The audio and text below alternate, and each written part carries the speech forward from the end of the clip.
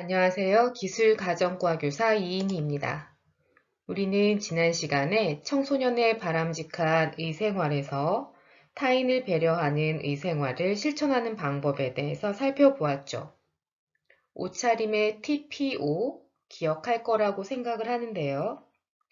옷차림은 개성을 살리면서도 시간과 장소, 상황에 맞아야 한다라는 것이었는데요. 옷차림은 자신을 표현한 것을 넘어서 다른 사람에 대한 예의까지도 나타내는 것이죠. 아무리 멋진 옷이라고 해도 주변 상황과 어울리지 않으면 보는 사람에게 불쾌감을 주거나 또 잘못된 인상을 줄 수 있기 때문에 여러분들의 바람직하고 어울리는 옷차림이 중요합니다. 오늘은 선생님과 함께 교과서 60페이지부터 펼쳐질 합리적인 의생활에 대해서 살펴보려고 합니다. 교과서를 준비하고 60페이지를 펼치고 따라오도록 해보세요.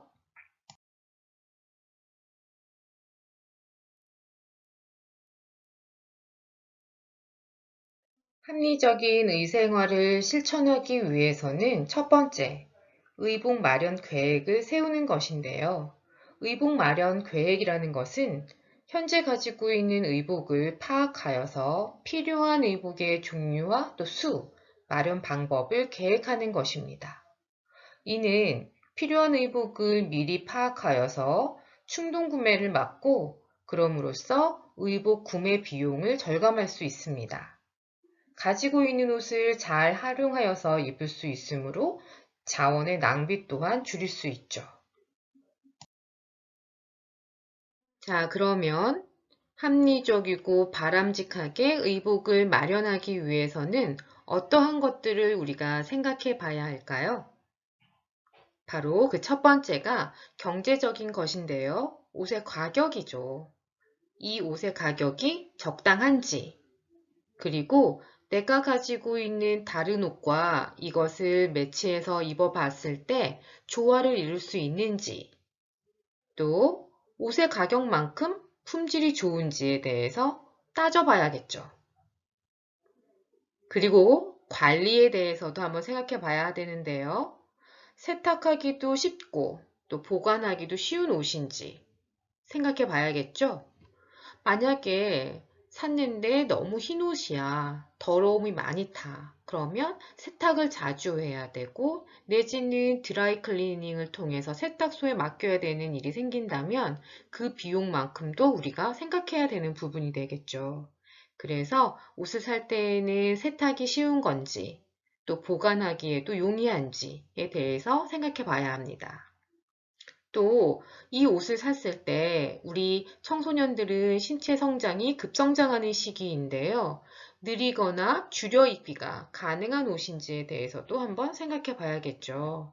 그러려면 선생님이 알려주었던 단, 또 시접, 그런 부분에 여유가 있는지에 대해서도 꼼꼼히 살펴봐야겠습니다.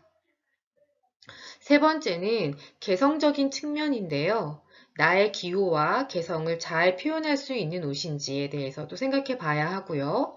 유행에 너무 뒤처지지 않으면서도 나의 인상이나 특성을 잘 나타낼 수 있는 옷인지에 대해서도 고려해 봐야겠죠. 자, 그럼 의복 마련에 필요한 요소 네 번째 이어가 볼까요?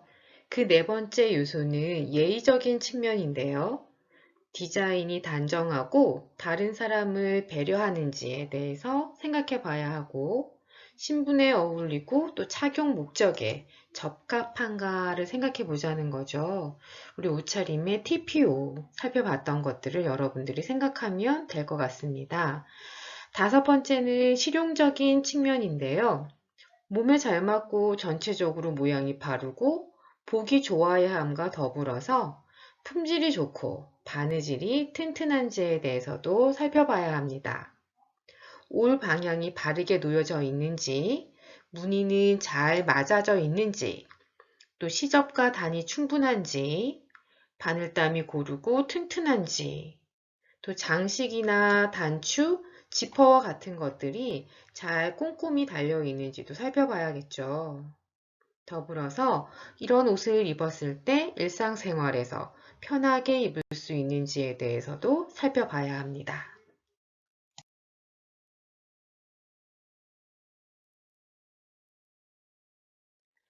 여기까지 해서 의복을 마련하기 위해서 우리가 생각해야 할, 고려해야 할 요소에 대해서 배워봤는데요. 그럼 본격적으로 의복 마련을 위한 계획을 세워봅시다. 의복 마련을 위해서 계획을 세울 때에는 그 순서가 있는데요. 그 첫 번째가 바로 현재 가지고 있는 나의 의복을 확인하는 것입니다.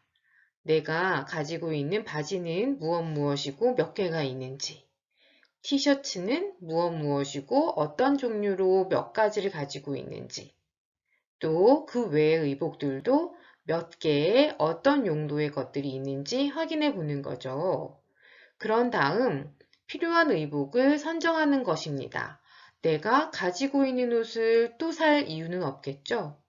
없는 것 중에서 필요한 것이 무엇인지를 생각해 보는 것이 바로 두 번째입니다. 그 후에 세 번째로 의복을 마련하기 위한 방법을 정하는 겁니다. 이 각각에 대해서 구체적으로 좀 더 살펴보도록 할게요. 의복 마련의 계획의 순서. 그 첫 번째는 현재 내가 가진 의복을 확인하는 작업이 필요합니다. 여러분들 이런 경우 있었을까요?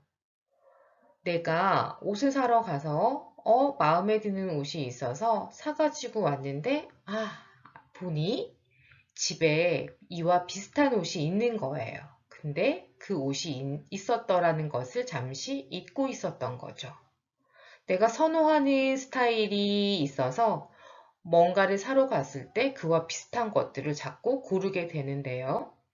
그러다 보니 비슷한 것들이 계속 집에 쌓여 있고 그 비슷한 것들이 있는지 모르고 또 계속 사게 되는 경우. 그래서 옷을 구매하기 전에는 내가 현재 가지고 있는 의복을 먼저 확인하는 작업이 필요합니다. 의복을 종류별로 또 계절별로 용도, 상태에 따라서 분류해 두는 것인데요.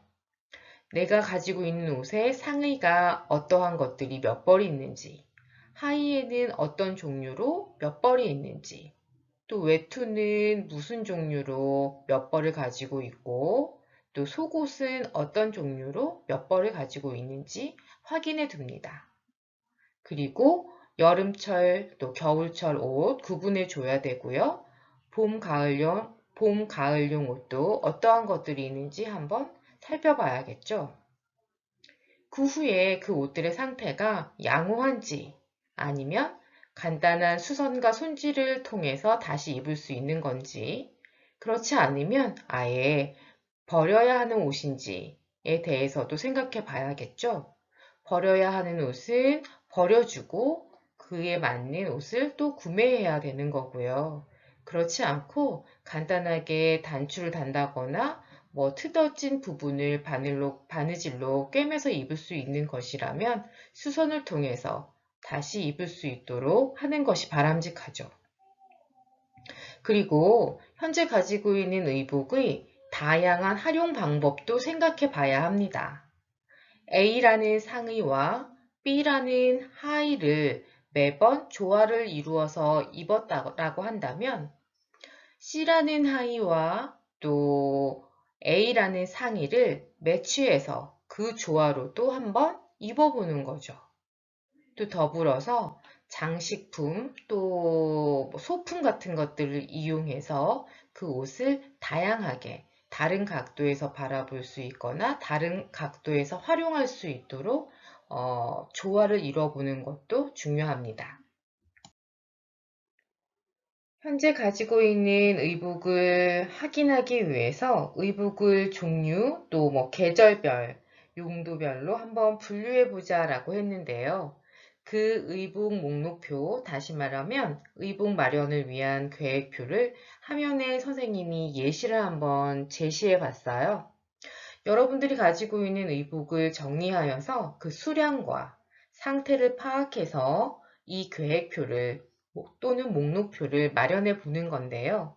종류별로 먼저 나열해 보고 그것들의 특징들을 한번 적어 봅니다. 그 후에 각각의 상태가 양호한지 아니면 어떠한 수선이 필요한지에 대해서 여러분들이 적어보고 그런 후 그 조치를 한번 생각해 보는 거죠. 아, 이 옷은 오래 입어서 색깔이 많이 흰색 티셔츠인데 변색이 됐어. 아, 이것은 다시 입을 수가 없을 것 같으니 이번에 한번 마련해 봐야겠구나 라고 생각할 수 있고요. 이것은 긴팔 티셔츠인데 단추가 떨어졌네. 이 단추는 달아서 입을 수 있으니 수선해서 그냥 입는 걸로 하고 새롭게 마련하지 않는 것이 바람직하겠어. 라고 생각해 볼 수도 있겠죠. 이런 식으로 각각의 여러분들이 가지고 있는 의복을 목록화 시켜서 여러분들이 의복을 정리해 보는 것이 필요하겠습니다. 내가 현재 가지고 있는 의복을 확인할 때 더불어서 고려해야 할 사항들이 있는데요. 여러분들이 가지고 있는 옷이 필요 이상으로 갖고 있는 옷은 없는지 한번 생각해 봐야 합니다. 예를 들어 흰색 면티가 한 2장 정도면 빨아서 교체해서 입는데 무리가 없을 것 같은데 그것이 한 3장, 4장 너무 많지는 않은지 생각해 봐야 한다는 거죠. 또 상의와 하의의 조합을 어떻게 하면 좋은지도 생각해 봐야 하는데요. A라는 상의가 너무 예뻐서 마련을 해서 가지고 있는데 그거와 어울리는 하의가 없어서 입지 못한다면 그것은 의미가 없죠. 무용지물이 되겠죠. 그래서 내가 가지고 있는 상의 또는 하의와 잘 어울릴 수 있는 옷이 조화를 이룰 수 있는 옷이 있는지 없다면 어떤 것을 마련해야 되는지 생각해 봐야겠습니다. 또 더 이상 입지 않는 의복은 어떻게 처분할 것인지도 생각해 봐야 하는데요.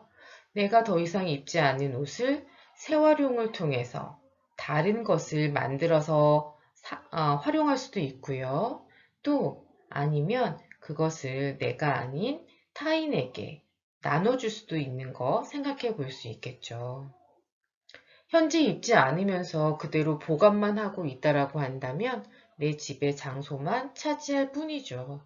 그렇기 때문에 보관을 장기간 하고 있는 옷은 한번 생각해 보고 다시 입을 수 있는지 곰곰이 따져본 후 입을 수 있다면 여러분들이 계속 착용하면 되는데 그렇지 않다라고 한다면 나눠주는 것도 바람직할 것 같습니다.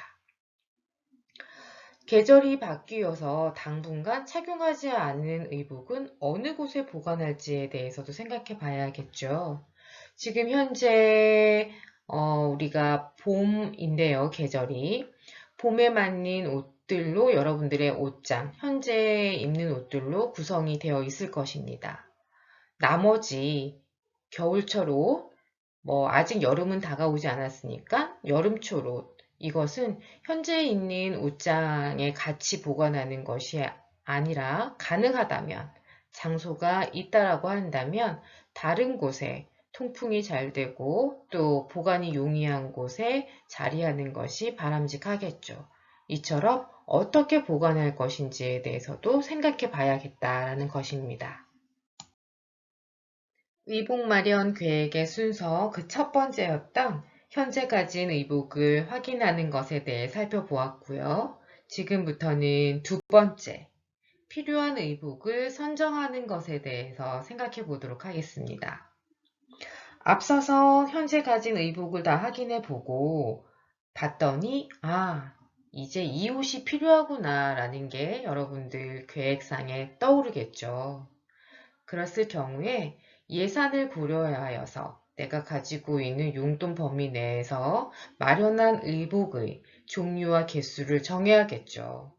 무조건 많이 살 수가 있는 예산이 아니기 때문에 여러분들이 얼마나 효율적으로 여러분들의 금전적인 것들을 잘 이용할 수 있는지에 대해서 따져봐야 합니다. 앞서서 의복 목록표를 마련해 봤지요. 그 목록표를 바탕으로 해서 꼭 마련해야 할 의복의 종류와 수를 결정해서 가지고 있는 여러분들의 돈, 또 여러분들의 기호와 생활 양식, 또 의복과 조화를 이룰 수 있는지에 대해서 고려한 후에 의복 마련을 결정합니다. 의복 마련을 위해서 현재 가진 의복을 확인하고 그 후 필요한 의복도 선정했으면 이제 그 의복을 마련하기 위한 방법을 정하는 일만 남았습니다. 의복을 어디에서 어떻게 마련할지 그 장소와 만약에 구매를 하게 된다면 합리적인 가격을 어디에서 구매할 수 있는지 한번 조사해 봐야겠죠. 그러면 지금부터 선생님과 함께 의복을 마련하는 방법에 대해서 좀 더 살펴보도록 하겠습니다. 의복을 마련하는 다양한 방법을 화면에 선생님이 제시해 보았는데요. 그 첫 번째는 만들어 입기입니다. 이는 나만의 옷을 만드는 재미가 있고 또 그에 따른 성취감을 느낄 수가 있고요.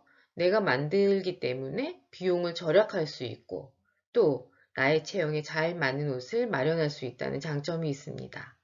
하지만 아직 여러분에게는 옷을 만들 수 있는 그런 능력이 없기 때문에 이 부분은 좀 어려울 수 있을 것 같아요. 그러나 두 번째에 있는 부분 수선은 여러분들이 한번 시도해 보는 것이 괜찮을 것 같은데요. 작아진 옷을 길이를 좀 늘려 입거나 또 유행이 지난 옷의 디자인을 바꿔서 새로운 느낌의 옷을 마련한 것 같은 그런 기분을 가질 수도 있고요. 새롭게 구매하는 것이 아니기 때문에 구입 비용도 절약될 수 있다는 장점이 있죠. 이런 것들을 한번 조금씩 시도해 나가보는 것도 괜찮을 것 같고요. 세 번째는 물려 입거나 교환하는 것인데요. 내 몸에 잘 맞지 않거나 색깔이 나한테 어울리지 않는 옷, 이런 것들은 뭐 친구나 아니면 동생, 뭐 지인들과 바꿔 입거나 또 물려주거나 하는 것도 괜찮고 이럼으로써 의복 비용도 아낄 수 있고 자원을 절약할 수 있죠. 네 번째는 빌려 입기인데요. 평소에 잘 입지 않는 특별한 날, 격식을 차려 입어야 하는 경우에 입는 옷들 있죠. 예를 들면 한복, 뭐 정장 이런 것들. 한 번 입는데 옷을 사기에는 좀 비용이 많이 들어가니 이런 것들은 빌려 입는 것이 바람직할 수 있는데요. 요즘에는 한복이나 정장 같은 것들을 대여해 주는 곳들이 많이 늘어나고 있기 때문에 이러한 곳을 이용하는 것도 괜찮겠습니다. 그리고 기성복 구입하기도 있는데요. 이렇게 이미 만들어져 있는 옷들은 구입이 즉시에 가능하니까 간편하게 구매는 할 수 있는데 아무래도 의복 비용 지출이 된다는 점이 단점이겠죠. 그렇지만 여러분들이 아마 지금 선생님이 제시한 것 중에 제일 잘 많이 이용하고 있는 것이 아닌가라는 생각이 듭니다. 이 기성복들은 여러분들이 다양하게 잘 선택할 수도 있는데요. 합리적이고 또 여러분에게 어울리는 옷을 사기 위해서는 구매 정보를 여러분들이 사전에 입수해야 되고 그 어떤 옷이 어디가 또 가격이 저렴한지에 대해서도 한번 살펴봐야 하는 그런 노력들이 필요하다는 것, 그런 부분도 생각해 봐야 합니다. 그리고 마지막으로는 맞춰 입기인데요. 옷을 나한테 맞는 옷을 주문해서 맞춰 입는 것이기 때문에 나의 체형에 아주 잘 맞을 수 있겠고, 그런데, 비용이 좀 비싸죠. 그리고 이 옷을 만들어서 완성되는 데까지 걸리는 시간이 오래 걸리기 때문에 이러한 것들은 미리 고려해야 되고 또 단점이 될 수도 있겠습니다. 지금까지 해서 다양한 의복 마련 방법 제시해 봤습니다.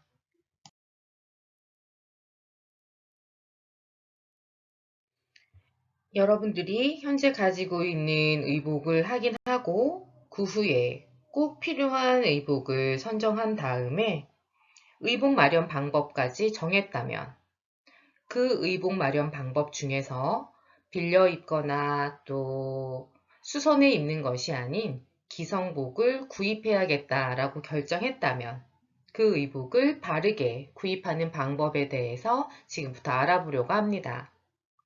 의복을 구입할 때에는 구입 시기를 일단 잘 고려해야 하는데요. 옷을 선택할 때에는 여러분들은 성장기에 있는 청소년이므로 키와 몸무게의 변화가 많은 시기이죠. 그러므로 옷을 선택할 때에는 약간 좀 넉넉한 성장의 가능성을 보고 치수를 고려해서 구입하는 것이 바람직하고요.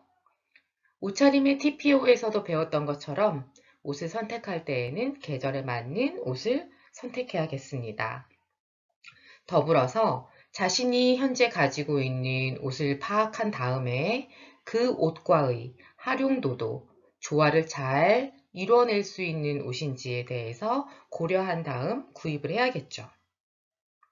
그러면 이러한 옷들을 구입하는 장소에 대해서도 한번 볼까요? 요즘에는 인터넷으로도 구매를 많이 할 수 있죠. 인터넷 쇼핑, 홈쇼핑 같은 것들이 있고요. 점포가 있는 백화점이나 대형 할인점, 의류 전문점과 재래시장 등에서도 다양한 의복을 구입할 수 있습니다. 그런데 이런 구매 장소에 따라서는 가격과 품질, 또 서비스 등이 차이가 있게 되므로 여러분들은 구매 전에 이를 비교하고 평가해서 선택하는 것이 바람직하겠습니다. 자, 그럼 의복을 구입하는 바람직한 방법 중에 세 번째는 품질 표시를 확인하는 것인데요. 화면에 보이는 것과 같은 품질 표시를 여러분들의 옷의 안쪽에서 많이 봤을 것입니다. 이렇게 표시되어 있는 것, 이렇게 달려 있는 것들을 바로 우리는 품질 표시라고 하는데요.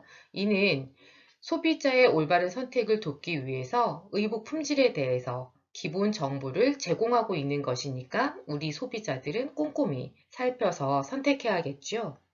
이곳에는 어떤 것들이 들어가 있냐면 공인 기호라던가 신체 치수, 또 섬유의 조성 및 혼용률, 취급 시 주의사항들이 표시되고 있습니다.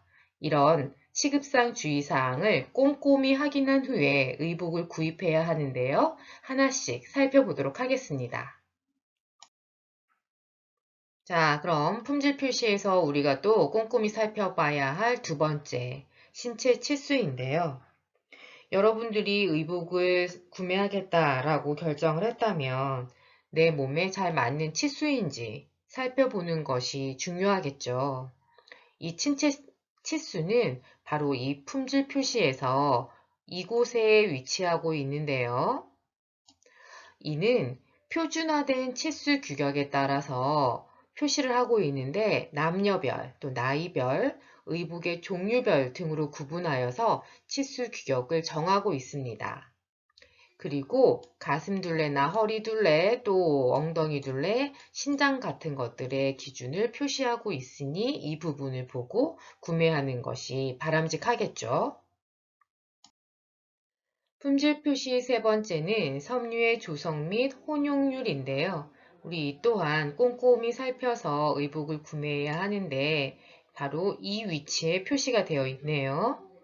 여러분들 이 섬유 하면 1학년 때 학습했던 부분을 떠올려 봐야겠는데 섬유는 각각의 특징이 있었죠. 장점도 있고 단점도 있었습니다. 그래서 장점은 좀 더 살려보고 단점은 조금 보완해 볼 수 있도록 섬유를 한 가지 종류를 사용하는 경우도 있지만 이처럼 여러 가지 섬유를 섞어서 사용함으로 인해서 좀 더 편리하게 입을 수 있도록 의복을 만들어 보고 있는 건데요. 이 섬유 조성 및 혼용률 표 부분에는 의복에 사용된 섬유, 그 섬유의 종류와 비율을 겉감과 안감으로 나누어서 표시하고 있습니다. 어떻게 표시하냐면 백분율로 표시하고 있고요. 그리고 섬유의 조성 비율이 높은 섬유부터 순서대로 적어 내려가고 있습니다. 이 옷 같은 경우에는 레이온이 40%고 만은 30%, 그 다음에 면은 30%가 혼용된 옷이다라는 거고요. 안감은 폴리에스테로 100%로 이루어져 있다라는 것을 이 섬유 품질 표시에서 확인할 수 있습니다.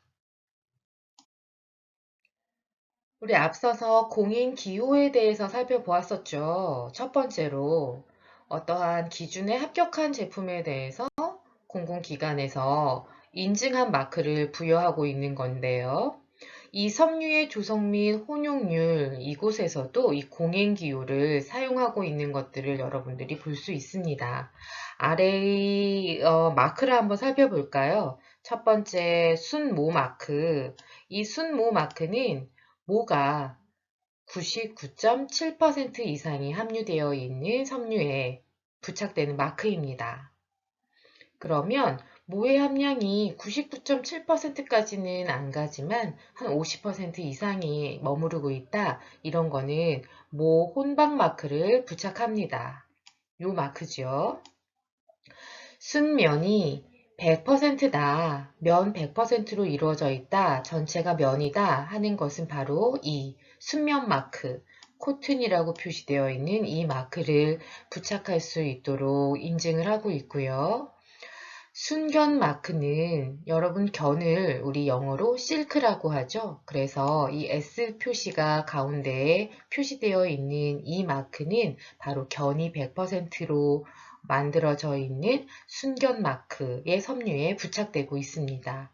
이런 마크들로도 섬유의 조성 및 혼용률에서도 이 마크까지도 여러분들이 확인하여서 인증된 것인지 그렇지 않은 것인지 확인할 수 있겠죠. 의복의 품질 표시 마지막 네 번째는 취급 주의사항인데요. 이는 화면의 이 아랫부분에 표시되어 있는 것입니다. 이것은 옷을 세탁하거나 손질할 때 바르게 취급할 수 있는 방법을 표시해 주고 있는 것인데요. 의복을 한번 구입해서 오랫도록 잘 입을 수 있도록 취급 주의 표시를 사항을 잘 확인하고 세탁과 손질을 하는 것이 바람직합니다. 여기에는 세탁하는 방법, 또 드라이 클리닝 하는 방법, 또 다림질 하는 방법, 또 탈수와 건조하는 방법 등이 표시됩니다. 하나씩 한번 살펴보도록 할게요. 품질 표시 네 번째 취급 주의사항에서 세탁 방법부터 한번 살펴볼게요. 여러분들 모든 표시는 누가 봐도 알기 쉽게 표시가 되는 것이 원칙인데요. 여러분들도 이것을 한눈에 보면 대략은 짐작을 할 겁니다. 어떻게 세탁하라는 것이구나 라는 것들을. 이 부분은 우리 1학년 때도 배웠던 부분이니까 여러분들이 복습하는 의미에서 기억을 떠올려가며 학습해주면 되겠습니다. 첫 번째 표시부터 볼까요? 이렇게 네모난 모양의 세탁기 모양의 그리고 여기에 작동하는 버튼이 달려 있어서 여러분들이 봤을 때 이거 세탁기 모양이구나. 세탁이 가능하다는 의미이구나 라는 것을 알 수 있을 것이라 생각이 듭니다. 가운데에 95도라고 되어 있는 것은 세탁 시의 물의 온도가 대략 95도 정도에서 세탁하면 된다라는 의미구나 라는 걸 여러분들이 또한 짐작할 수 있을 텐데요. 95도씨 정도의 뜨거운 물이라고 한다면 우리가 물이 100도에서 끓죠. 그렇기 때문에 이거 삶아도 가능하겠구나 라는 걸 짐작할 수 있을 겁니다. 그럼 이제 두 번째 표시로 가볼까요? 이렇게 세탁기 모양의 약하게 30도씨의 물에서 중성 세제를 이용하여 세탁하라는 거구나 라는 것을 여러분들이 알 수 있는데요. 여러분들 세탁기 모양이 있다라는 거는 손 세탁을 하지 말라라는 말일까요? 그렇진 않죠. 아무래도 사람의 힘보다 세탁기의 힘이 더 강하겠죠. 그래서 세탁기로 세탁이 가능하다는 것은 어느 정도 섬유가 강도가 있기 때문에 강하게 세탁해도 된다라는 의미를 내포하고 있습니다. 하지만 여기에 이렇게 약이라고 되어 있으면 약하게 세탁을 해라 라는 의미를 여러분들이 받아들여주고 그거대로 세탁을 해주면 됩니다. 그러면 세탁기에서 약하게 빨아도 된다라는 거는 손으로도 약하게 빨아도 된다라는 의미겠죠. 즉, 세탁기 사용이 가능하다라는 표시가 있는 거는 손세탁이 다 물론 가능하다라는 것을 여러분들이 알 수 있습니다. 그래서 이것은 세탁기에서 약하게 30도의 물에서 중성세제를 이용하여서 세탁하면 되는구나 라는 걸 알 수 있습니다. 우리 1학년 때 배웠던 것 중에 세제는 비누와 합성세제로 구분할 수 있었죠. 비누는 알칼리성이 강한 것이기 때문에 알칼리성에 강한 어떠한 섬유들이 세탁이 가능했었나요? 바로 면이나 마, 레이온이나 폴리에스테르 같은 알칼리에 강한 것들은 비누에 세탁이 가능하지만 중성세제로만 세탁을 해야 하는 것들이 있겠죠. 뭐야? 그거는 바로 알칼리의 약한 섬유들, 즉 모나, 견, 아세테이트 같은 것들이 있었죠. 여러분들이 이런 섬유의 특징들을 다 기억하고 있지 못한다고 하더라도 세탁 방법 취급 주의사항 표시를 보고 이것대로 세탁을 해주면 되니 얼마나 간편합니까? 그래서 세탁 방법에 대한 표시사항을 잘 확인 후에 세탁에 들어가 주면 되겠죠. 세 번째 볼까요? 이건 세탁기 모양이 아니라 양동이 모양이야. 즉, 세탁기 사용을 하지 말아라 라는 얘기겠죠. 즉, 다른 말로 손세탁하세요 라는 얘기야. 그래서 여기 손세탁이라고 쓰여 있지 않아도 이 양동이 모양을 보면 이거는 세탁기 사용이 아니라 손세탁해야 되는 거구나. 그리고 약이니까 약하게 30도씨의 물에서 중성세제 이용하라는 얘기구나 라는 걸 여러분들이 알면 됩니다. 세제에는 비누와 합성세제로 나눌 수 있었고 이 합성세제는 약알칼리성 세제와 중성세제로 구분할 수 있었었죠. 거기에서 나타나는 중성세제가 바로 여기에 적혀있는 중성입니다. 네 번째 표시로 가볼까요? 네 번째는 이 양동이에 물이 담겨져 있지. 이 물이 담겨져 있는 거에 X가 쳐져 있네. 이것은 즉, 물 세탁하지 마세요 라는 의미입니다. 물에 약하기 때문에 이런 것들은 뭐야? 드라이 클리닝 해주세요 라는 의미가 되는 거겠죠. 예를 들면 한복 같은 거 예를 들 수 있겠죠. 그럼 다음 화면으로 넘어가 볼게요. 자, 이제 드라이 클리닝 하는 방법에 대한 표시에 대해서도 살펴볼 텐데요. 모든 의복을 드라이 클리닝 할 이유는 없겠죠. 드라이 클리닝은 물 세탁이 아닌 석유계, 용제로 세탁을 하는 건데요. 그러다 보니 비용이 좀 비싸요. 가정 내에서 많이 할 수 없고 세탁소에 맡기는 경우가 많기 때문에 비용이 많이 들어갑니다. 그래서 모든 옷을 드라이 클리닝 할 이유도 없겠고 취급 주의사항 표시를 보고 세탁 방법에 따라서 관리해 주면 됩니다. 이렇게 드라이라고 표시되어 있는 거는 드라이 클리닝이 가능한 옷이고요. 드라이에 X 표시가 되어 있는 거는 드라이 클리닝이 불가능하다라는 것입니다. 표백 방법도 한번 볼게요. 이렇게 표백 방법에 X표가 되어 있네. 이건 뭐야?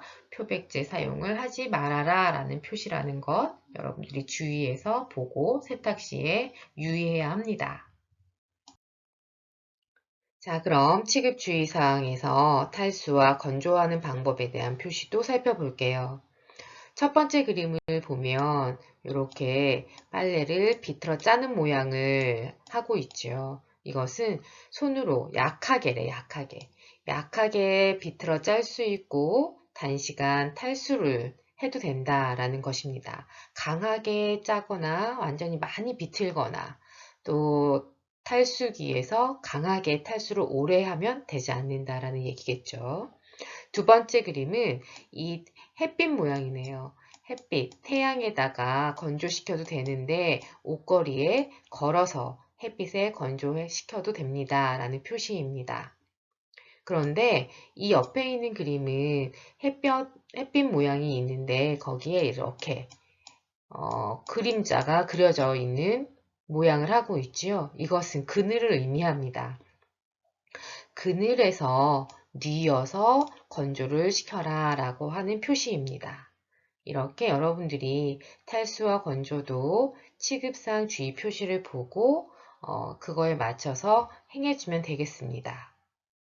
자, 그럼 다림질하는 방법에 대해서도 확인해 볼까요? 여러분들 우리 1학년 때 배웠을 때 다림질하는 것들 많이 어려워했을 텐데요. 세탁 후에 생긴 구김을 없앨 필요가 있을 때 우리가 다림질을 하죠.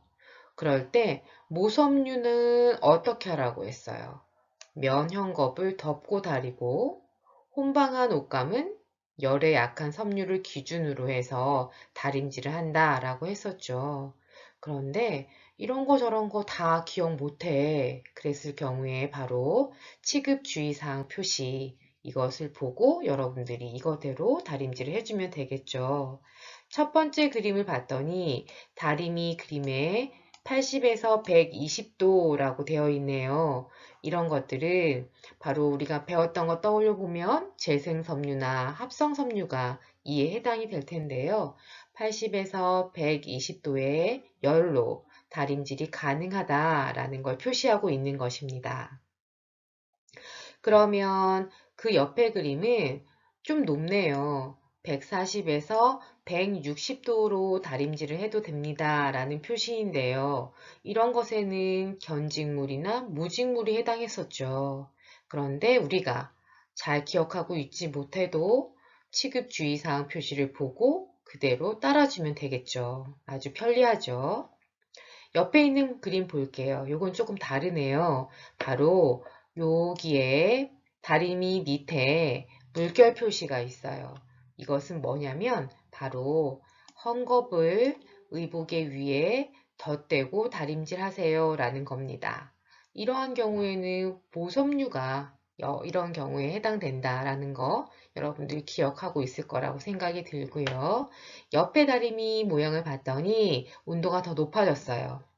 다림질을 180에서 210도 사이의 열로 다림질이 가능하다라는 겁니다.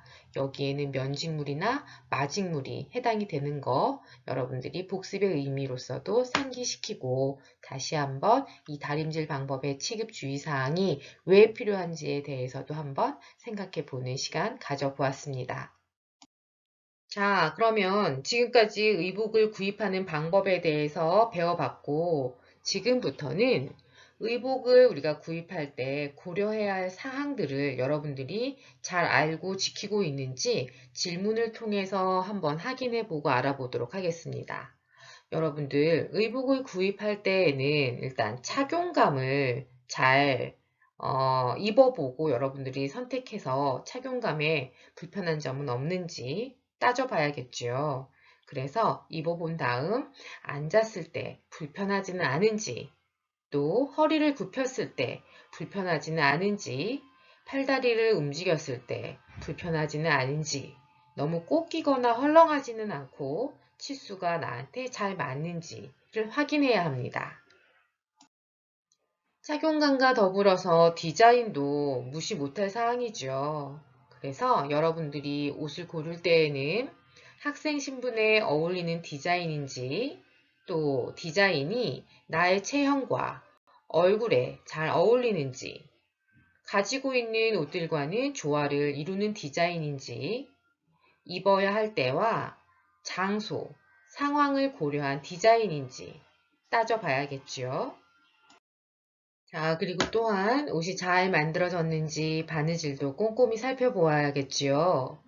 솔기나 밑단이 뜯어진 곳은 없는지, 또 지퍼가 고장 나거나 너무 빡빡하지는 않은지, 단추 사이의 간격이 고르지 못하고 또 떨어진 것은 없는지, 바느질이 고르게 잘 되어 있고 튼튼하고 또 끝처리가 잘 되어 있는지 확인해야 합니다.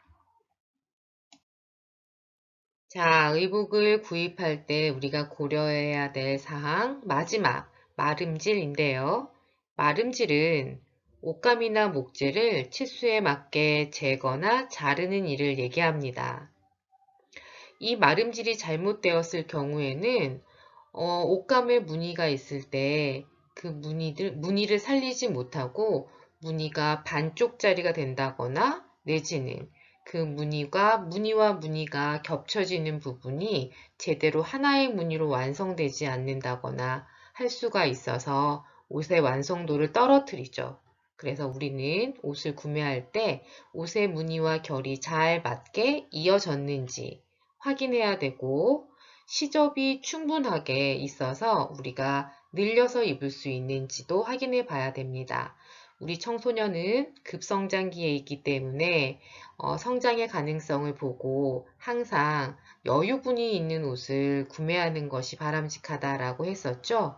그래서 옷을 마름질할 때 이 시접 부분을 충분히 두어서 마름질이 되지 않는 경우에는 시접 부분이 너무 적게 잡혀버리면 우리가 옷을 늘려서 입을 수 없게 될 뿐만 아니라 조금만 활동을 해도 그 솔기 부분이 트어지는 그런 현상들이 나타나서 옷을 오랫도록 입을 수가 없게 되죠. 그래서 시접 부분이 충분한지, 그래서 늘려 입을 수 있거나 또는 튼튼하게 입을 수 있는지를 고려해야 합니다. 그리고 치마의 밑단이 수평으로 바르게 되었는지도 확인해야 되고 옷감에 얼룩이나 오염물질 등이 묻어 있지는 않은지도 꼼꼼히 체크해 봅니다. 여기서 사진의 부분을 보고 여러분들이 좀 혼동스러워하는 솔기, 그리고 밑단, 그리고 시접에 대해서 좀 더 확인해 보도록 할게요.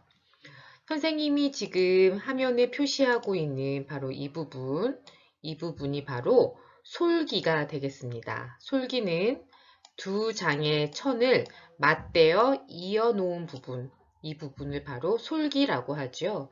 이 솔기의 화면에 있는 사진에는 이 솔기의 박음선을 두 줄로 해서 튼튼하게 솔기를 박아서 트어짐 예방을 막았고요. 우리가 옷을 구매할 때에는 이 솔기 부분이 튼튼한지 확인해 봐야 합니다. 여러분들은 활동량이 많기 때문에 활동할 때 혹시 이런 솔기 부분이 트어지지 않도록 솔기가 꼼꼼히 꿰매져 있는 것들을 확인하고 구매하면 되겠지요. 다음으로는 시접을 확인해 볼까요? 시접은 바로 접혀서 옷 솔기에 안쪽으로 들어간 부분인데요. 바로 이것을 시접이라고 하지요. 시접의 폭은 보통 한 1cm 간격으로 두고 있는데 여러분 같이 청소년기에 성장기에 있는 학생들의 옷은 이 시접 부분을 좀 더 여유 있게 둔다라고 했지요. 그래야 여러분들이 좀 더 몸집이 불어났을 때 이 부분을 내어서 크게 수선하여서 입을 수 있게 되겠죠.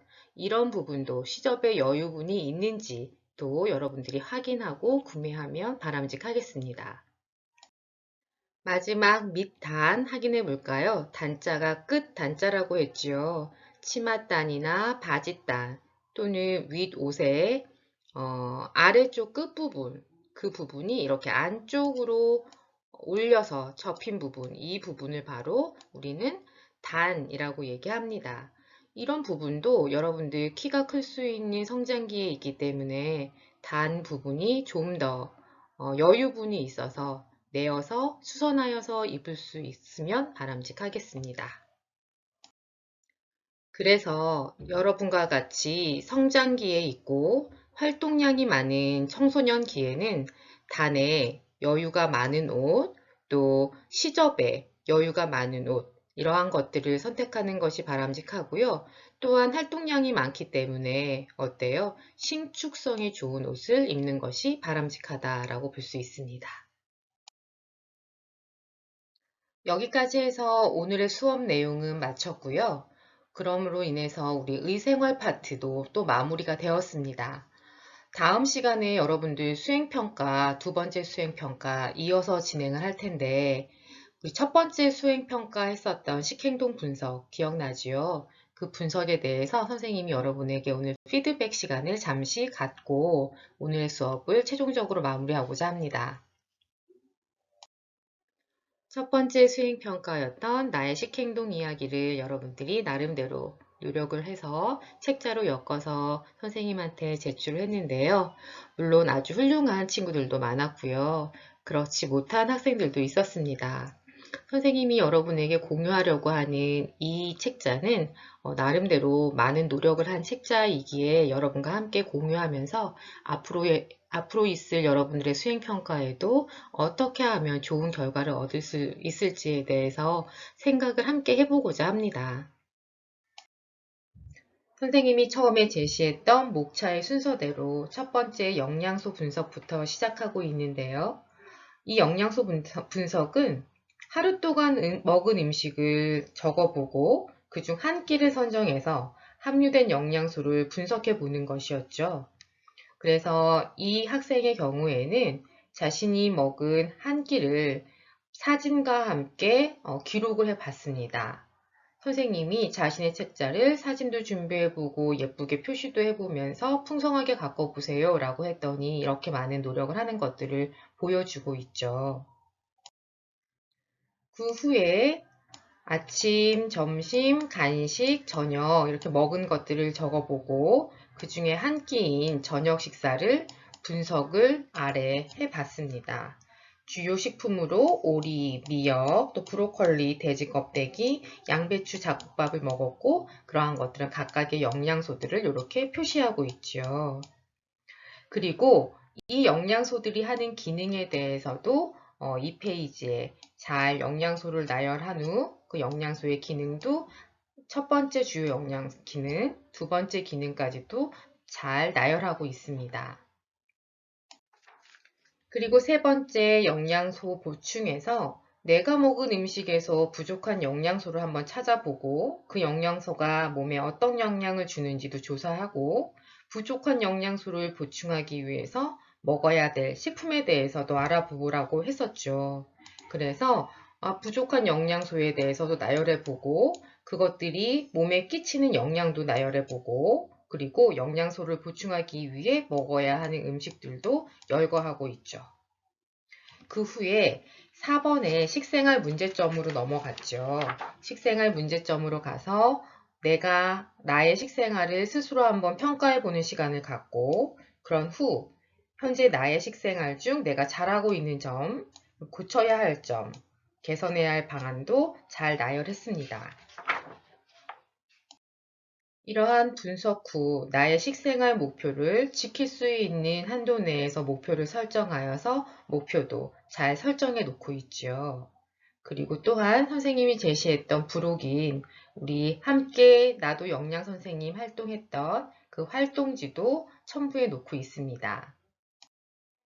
나도 영양 선생님 활동 시간에 이처럼 판서하는 것도 한번 해보라고 했더니 아주 꼼꼼하게 잘 작성해 놓았지요. 그리고 보충지도 잘 챙겨서 부록으로 넣어 두었습니다.